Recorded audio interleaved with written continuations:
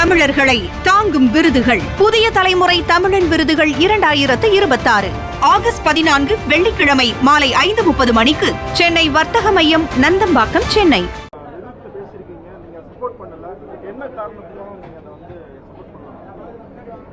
வணக்கம், அனைவருக்கும் வணக்கம். இன்று தமிழக சட்டமன்றத்தில் தொகுதி சீராய்வு, மறு சீராய்வு பற்றிய ஒரு விவாதம் எழுந்தது. அதில் பார்த்தீங்க என்றால் 39 பாராளுமன்ற உறுப்பினர்கள் தான் இப்போ இருக்கிறாங்க. அதற்கப்புறம் தொகுதி மறு சீராய்வு செய்யும் பொழுது நமக்கு அதிகப்படியான பாராளுமன்ற உறுப்பினர்கள் கிடைக்க மாட்டாங்க அப்படின்ற ஒரு மிகப்பெரிய ஒரு சந்தேகத்தை எடுத்து வைத்து கொண்டிருந்தார்கள். ஏனென்றால் கடந்த ஆட்சி காலத்தில் இதற்காக ஒரு அனைத்து கட்சி கூட்டப்பட்டது. அந்த அனைத்து கட்சி கூட்டத்திலையும் பார்த்தீங்கன்னா எல்லாருமே ஒரே கருத்தை தான் சொல்லியிருந்தாங்க. மறுசீராய்வு செய்யும் பொழுது மக்கள் தொகை கணக்கெடுப்புக்கு ஏத்த மாதிரி மறுசீராய்வு செய்தா தென்னக மாநிலங்கள்ல எம்பிக்களுடைய எண்ணிக்கை குறைஞ்சிரும் அப்படின்ற ஒரு விஷயத்தை தான் சொல்லியிருந்தாங்க. அது நிஜமாவே கவலைக்குரிய விஷயம் தான். ஏனென்றால் பாப்புலேஷன் ஸ்டெபிலைசேஷன் என்ற அந்த ஒரு விஷயத்துல தென் மாநிலங்கள் ரொம்ப தென் மாநிலங்கள்ல ஒரு ஸ்டெபிலைசேஷன் வந்திருக்கிறது. ஆனா எப்படி TFR சொல்லுவாங்க, டோட்டல் ஃபெர்டிலிட்டி ரேட்னு ஒன்று இருக்கு. தென் மாநிலங்களை பொறுத்த வரைக்கும் கேரளா, தமிழ்நாடுல 0.6 0.7% தான். அதாவது ஒரு குடும்பத்துல ஒரு குழந்தைக்கும் கம்மி என்ற மாதிரி. அதுவே வட மாநிலங்கள்ல TFR டோட்டல் ஃபெர்டிலிட்டி ரேட் பாத்தீங்கன்னா 3.5%. அதாவது 3 குழந்தைகளுக்கும் மேல ஒரு குடும்பத்துல இருக்கலாம். அப்படி இருக்கும்பொழுது பாப்புலேஷன் ஸ்டெபிலைசேஷன் என்ற அந்த கணக்கெடுப்பு படி பாத்தீங்கன்னா தென்னக மாநிலங்கள்ல குறைவான பாப்புலேஷன் இருக்கிறதாகவும், அதனால அவங்களுடைய அவங்களுடைய எண்ணிக்கை ரெப்ரசென்ட் பண்ணும் பொழுது கம்மியா இருக்கும் அப்படின்னு ஒரு அச்சம் இருக்கிறது. ஆனா பாத்தீங்கன்னா பாராளுமன்றத்தில் கடந்த முறை டிஸ்கஷன் வரும்போது நம்முடைய இந்திய மாண்புமிகு ஹோம் மினிஸ்டர் அவர்கள் பாராளுமன்றத்திலேயே ஒரு அஷூரன்ஸ் கொடுக்கிறார். அவர் பாராளுமன்றத்தில் என்ன சொல்றாரு, எந்த மாநிலம் பயப்பட தேவையில்லை, அக்ராஸ் த போர்டு 50%, அதாவது எல்லாருக்குமே தமிழ்நாடா இருந்தாலும் சரி, கேரளாவாக இருந்தாலும் சரி, யூபியா இருந்தாலும் சரி, பீகார், மகாராஷ்டிரா யாரா இருந்தாலும் சரி 50% அவங்களுடைய எம்பிக்களுடைய எண்ணிக்கை கூட்டப்படும் அப்படின்றதான் அவங்க சொல்லியிருந்தாங்க. அதுதான் நமக்கு அதுதான் நம்ம முக்கியமா பார்க்கணும். ஏன்னா ஒரு on the floor of the house அதாவது நம்ம என்ன சொல்றோம், அது ஒரு மாண்புமிகு பேரவை அப்படின்னு சொல்றோம். மாண்புமிகு பேரவைனா அந்த பேரவையில உட்காந்து நம்மளால ஒரு உண்மைக்கு புறம்பான தகவல்களை சொல்ல முடியாது. அந்த மாண்புமிகு பேரவையில மாண்புமிகு உள்துறை அமைச்சர் அப்படிப்பட்ட ஒரு வாக்குறுதியை இந்திய மக்களுக்கு கொடுத்திருக்கிறாரு. என்னன்னா எல்லாருக்குமே 50% அவங்களுடைய பாராளுமன்ற உறுப்பினர்களை அதிகப்படுத்தி கொடுப்போம்னு தான் சொல்லி இருக்கிறாரு. அதை தான் நம்ம கருத்தில் கொள்ள வேண்டும். அப்படி 50% அதிகப்படுத்தி கொடுத்தாங்கன்னா கண்டிப்பாக தமிழ்நாட்டுக்கு 39ல இருந்து 40 பாதி 20ன்றது கணக்குல பாத்தீங்கன்னா 59 எம்பிங்க வருவாங்க. 59 எம்பிங்க வந்தாங்கன்னா இந்த சட்டத்தோட சேர்த்து இன்னொரு சட்ட மசோதா கொண்டு வராங்க. 33% மகளிர் இடஒதுக்கீடு கொடுக்கப்படும் எல்லா மன்றங்கள்லயும். அப்படி பாத்தீங்கன்னா 20 பேரு மகளிர் எம்பிக்கு வருவாங்க தமிழ்நாடுக்கு. நீங்க எம்பியை மட்டும் பார்க்காதீங்க, லெஜிஸ்லேட்டிவ் அசம்பிளி நம்மளுடைய தமிழக சட்டப்பேரவையில் அது அப்படியே இன்க்ரீஸ் ஆகும். 234 இன்னைக்கு இருக்கிறோம். பிளஸ் அதுல பாதி பர்சன்ட் 50% 117 எம்எல்ஏக்கள் அதிகமா வருவாங்க. அந்த 117 எம்எல்ஏக்களும் மகளிர் எம்எல்ஏக்களா இருப்பாங்க, மகளிர் சட்டமன்ற உறுப்பினர்களா இருப்பாங்க. ஏன்னா 1/3 அதானே அர்த்தம். அப்ப 351 எம்எல்ஏக்களும் அதுல 117 பெண் எம்எல்ஏக்களும் தமிழ்நாட்டில் வருவாங்கன்றதுதான் இதோட அர்த்தம். ஏன்னா டெல்லியில எது நடக்குதோ அதுதான் இங்கே நடக்கும். டெல்லியில 50% அக்ராஸ் த போர்டு எல்லா மாநிலத்துக்கும் எம்பிக்கள் இன்க்ரீஸ் பண்றாங்கன்னா தமிழ்நாட்டிலும் அதே போல 50% எல்லா எம்எல்ஏக்களை இன்க்ரீஸ் பண்ணுவாங்க, அதிகப்படுத்துவாங்கன்றதா அர்த்தம். நீங்க பாத்தீங்கன்னா நான் ஒரு சட்டமன்ற உறுப்பினர், நாங்க எல்லாம் இங்க இருக்கோம். நாங்க பாத்தீங்கன்னா எங்களுடைய தொகுதியில சராசரியா 2.5 லட்சம் பேரு ஓட்டு போடுறவங்க இருக்காங்க. ஆனா 0ல இருந்து 18 வயசுக்குள்ள இருக்கிறவங்க அது ஒரு 75,000-50,000 பேர்னா 3.25 லட்சம் பேர்ல இருந்து 3.5 லட்சம் பேர் நாங்க ரெப்ரசன்ட் பண்ணி தான் இங்க வந்திருக்கிறோம். 3.5 லட்சம் பேருடைய குறைகளையும் நான் கேட்கணும், அவங்களுடைய குறைகளை நான் தீர்த்து வைக்கணும். அதுதான் என்னுடைய வேலை. அதே போல பல ஊர்ல 5 லட்சம் பேர் இருப்பாங்க. பல ஊர்கள்ல பாத்தீங்கன்னா 5 லட்சம் பேர் வந்து அந்த பகுதியில அந்த சட்டமன்ற தொகுதியில இருப்பாங்க. 5 லட்சம் பேருடைய குறைகளையும் ஒரு சட்டமன்ற உறுப்பினர் கேட்டு அவங்களுடைய குறைகளை நிவர்த்தி செய்ய வேண்டும். இதுதான் அவங்க வேலை. எங்க ஊர்ல எல்லாம் பாத்தீங்கன்னா 350 400 கிராமங்கள் இருக்கிறது. நான் ஒரு கிராமத்துக்கு ஒரு நாள் போய் உட்காந்து குறை கேட்டேன்னா கூட வருஷத்துக்கு அந்த கிராமத்துக்கு நான் ஒரு முறை தான் போக முடியும், இல்ல 2 வருஷத்துக்கு ஒரு முறை தான் அந்த கிராமத்துக்கு போக முடியும். அதனாலதான் அந்த குறை வரும் பாருங்க. ஒரு எலெக்ஷன்ல போய் கேட்கும் பொழுதும் நீங்க என்னமா எலெக்ஷனுக்கு ஓட்டு கேட்க வரீங்க, அடுத்த முறை ஏன் வரல, இப்ப திருப்பி ஓட்டு கேட்க தானே வரீங்கன்னு சொல்லுவாங்க. ஏன்னா அவ்வளோ கிராமங்களையும் திருப்பி போய் நீங்க போய் எல்லா நாளும் கிராமங்கள் போயிருந்தா கூட வருஷத்துக்கு ஒரு முறை தான் அந்த ஒரு கிராமத்துக்கு நம்மளால போக முடியும். தொடர்ந்து 365 நாள் போனா கூட.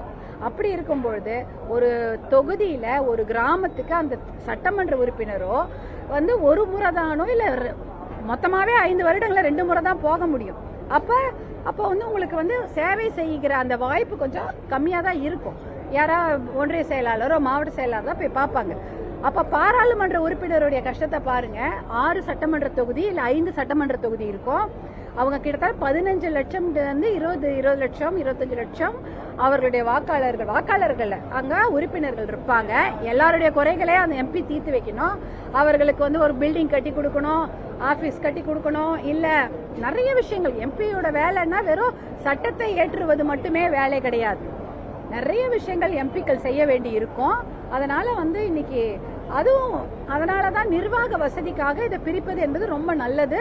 ஒரு 5 லட்சம் பேருக்கு 10 லட்சம் பேருக்கு ஒரு எம்பி வருவாங்க, ஒரு 2 லட்சம் பேருக்கு ஒரு சட்டமன்ற உறுப்பினர் வந்தாங்கன்னா இன்னும் கொஞ்சம் வேலை.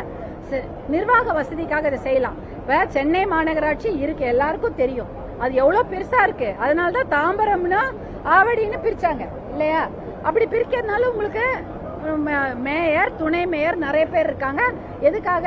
இந்த வேலையெல்லாம் தங்குதடை இல்லாம நடக்கணும்ன்றது. அதனாலதான் இது மாதிரி அதிகமான சட்டமன்ற உறுப்பினர்களும் அதிகமான நாடாளுமன்ற உறுப்பினர்களும் வருவாங்க. அதிகமான மக்களை சந்தித்து அவர்களுடைய குறைகளை தீர்ப்பார்கள் என்பதற்காக தான் இந்த தொகுதி சீரமைப்பு பண்றதுக்கு வந்து நாங்க ஆதரவு தெரிவிச்சிருக்கோம். குறிப்பாக ஆதரவு தெரிவிப்பது 33%.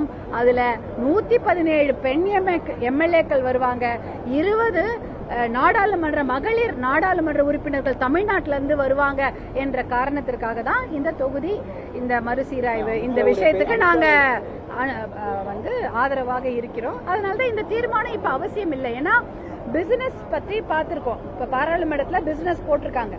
பிசினஸ்ல அதை பத்தி எதுவுமே வரல. அதாவது இன்னைக்கு நாங்க அதை பற்றி பேச்சிருக்கோம், இல்ல நாளைக்கு அதை பற்றி பாராளுமன்றத்துல நாங்க வந்து விவாதிக்க போறோம் அப்படின்னு அந்த பிசினஸ்ல வரல.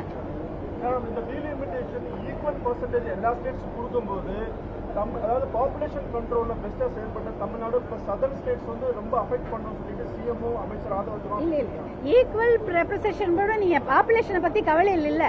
நீங்க 10 கோடி பேரா இருந்தாலும் 15 கோடி பேரா இருந்தாலும் உங்களுக்கு 50% 59 எம்பி தானே வர போறாங்க.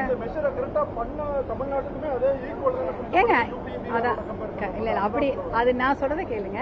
எப்படின்னா பாப்புலேஷன் பேஸ்ட் படி பண்ணீங்கன்னா தான் கம்மியா வரும். நம்ம பாப்புலேஷன் பேஸே போலியே. அவங்க தான் 50% எல்லாருக்கும் ஏத்துறேன்றாங்களே. அப்ப 50%னா 39 டோட்டலா இல்ல. அது மாதிரி பண்ண முடியாது. நீங்க வந்து இந்தியா முழுக்க எல்லா மாநிலத்துக்கும் 50% ஏத்துவாங்க, அவ்வளவுதான். நீங்க 100 எம்பியா இருந்தா பிளஸ் 50%, 10 எம்பியா இருந்தா பிளஸ் 50%. நம்ம 39 எம்பியா இருக்கிறதுனால நமக்கு 10 பிளஸ் 50%, அவ்வளவுதான். அவங்க 80 எம்பியா இருந்தா பிளஸ் 50% தான்.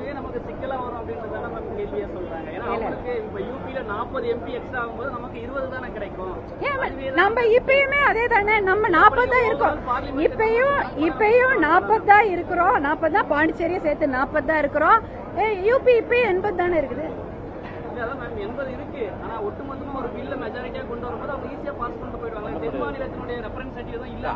இப்பயும் அதே தானே, இப்பயும் அதே தான், இப்பயும் அதே தானே கட்சி, இப்பயும் அதே தான்.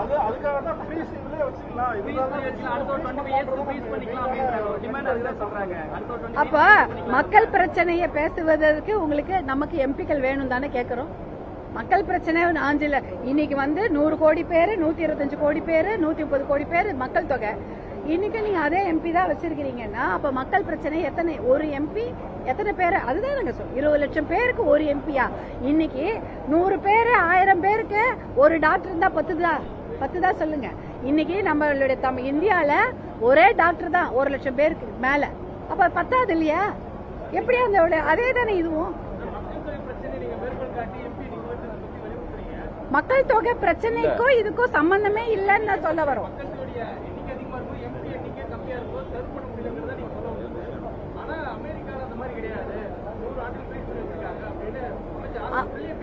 அமெரிக்கால இன்னைக்கும் வாக்குச்சீட்டு முறை தான் தெரியுமா? நம்மள மாதிரி இவிஎம் போல. அப்ப அமெரிக்கா ஃபாலோ பண்றதுனா நம்ம மறுபடியும் வாக்குச்சீட்டுக்கு தான் போறோம். அதனால அமெரிக்கா பண்றதெல்லாம் கரெக்ட்னு நம்ம சொல்லிட முடியுமா? இல்ல இல்லையா? சொல்லட்டுங்க, அவர் வந்து தமிழ்நாட்டுல இருந்து குறிப்பா சவுத் இந்தியால இருந்து வரணும் அப்படின்னு சொல்லியிருக்காரு. அதை பத்தி நம்மளுடைய பிரதம மந்திரிகள் சவுத் இந்தியால இருந்து எத்தனையோ பேர் வந்து நம்மளுடைய இந்திய நாட்டை வழி நடத்தி இருக்கிறாங்க. மாண்புமிகு பிரதமர், முன்னாள் பாரத பிரதமர் PV நரசிம்மராவ் அவரு சவுத் இந்தியா தான். பிரதமர் தேவேகவுடா அவர்களும் சவுத் இந்தியா தான். மத்திய அமைச்சர் பேச்சு, அமித்ஷாவுடைய பேச்சு எந்த அளவுக்கு நம்புவது அப்படின்ட்டு அமைச்சர் வந்து அதையும் பேசியிருந்தாரு. நாங்க அதை தான் வன்மையா நாங்க கண்டிச்சோம். ஏன்னா ஒரு தமிழ்நாட்டில் இன்னைக்கு நம்மளுடைய தமிழக முதலமைச்சர் வந்து ஒரு வார்த்தையை சட்டமன்றத்தில் சொல்றாருன்னா அது அஷூரன்ஸ், அது அவர் மக்களுக்கு கொடுக்கக்கூடிய ஒரு உறுதிமொழி. அதை வந்து நம்ம பொய்யோ இல்லை அப்படின்னு நம்ம சொல்ல முடியுமா? அதே போலதான் ஒரு உறுதிமொழியை பாராளுமன்றத்தில் ஒரு அமைச்சர்கள் கொடுத்தாலும் இல்ல பிரதம மந்திரி கொடுத்தாலும் அதுதான் உறுதிமொழி.